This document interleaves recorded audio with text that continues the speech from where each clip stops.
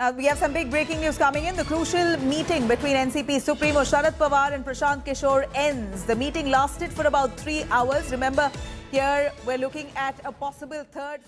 ये तीन लोग विस्तार से आपको ब्रीफ करेंगे जो 2.5 घंटे का डिस्कशन हम लोग का हुआ उसके बारे में, और इसलिए आप लोग धैर्य रखिए, सारी बात बताई जाएगी और सारे सवालों का जवाब दिया जाएगा।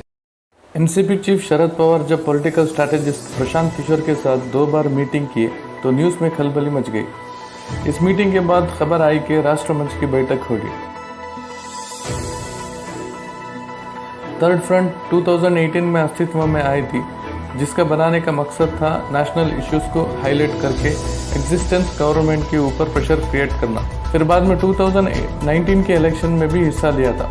इस थर्ड फ्रंट में कांग्रेस के अलावा बहुत सारे छोटे छोटे पार्टीज जैसे कि आप, RLD, NCP, TMC, Akali Dal और बीजेपी छोड़कर आए हुए सीनियर पॉलिटिकल लीडर्स जुड़े हैं। थर्ड फ्रंट का मानना है कि बीजेपी को काउंटर करने के लिए कोई अपोजिशन नहीं है और कांग्रेस फेल हो गई। अब तक कांग्रेस थर्ड फ्रंट के साथ जुड़ी नहीं है, ना ही कोई मीटिंग हुई है। अब देखना यह है कि कांग्रेस थर्ड फ्रंट के साथ जुड़ेगी या नहीं। 2019 के इलेक्शन में कांग्रेस थर्ड फ्रंट के साथ नहीं दिया था और दोनों पार्टीज हार गई।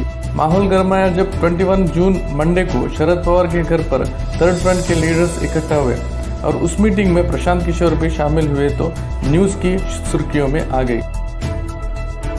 इस बार शरद पवार आगे हैं एंकरिंग की तरह, यानी इस पूरे थर्ड फ्रंट को स्ट्रेंथन करके आगे बढ़ाया जाए और 2024 में क्रेडिबल अपोजिशन खड़ी की जाए। सीट शेयरिंग की बात करेंगे तो क्योंकि बहुत सारे पार्टीज जुड़कर थर्ड फ्रंट बनाया है तो सीट शेयरिंग की बात आएगी ही। सुनने में आ रहा है कि जैसे जैसे इलेक्शन आएगा तब डिसाइड करेंगे।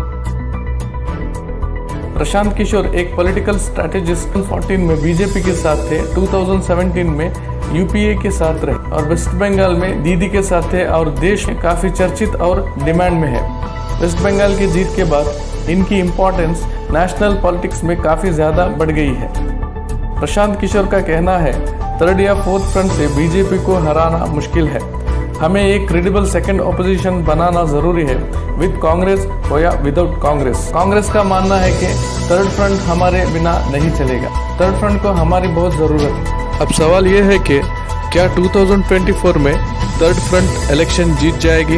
अगर देखा जाए तो बहुत सारे पॉसिबिलिटीज नजर आ रही है, जैसे कि कोविड पैंडेमिक में गवर्नमेंट की फेलियर, पेट्रोल की बढ़ती कीमत और महंगाई, अनएम्प्लॉयमेंट रेट का बढ़ना और फार्मर्स के खिलाफ गवर्नमेंट की सख्त रवैया, ऐसे बहुत सारे नेगेटिव फैक्टर को मद्देनजर रखते हुए उम्मीद किया जा सकता है कि थर्ड फ्रंट को इस बार जनता अपनाएगी। अब देखना यह है कि देश की जनता इस बार किसको सत्ता में लाएगी और बीजेपी इसके खिलाफ क्या रणनीति अपनाएगी।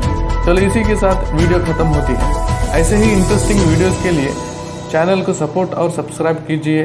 खुदा हाफिज।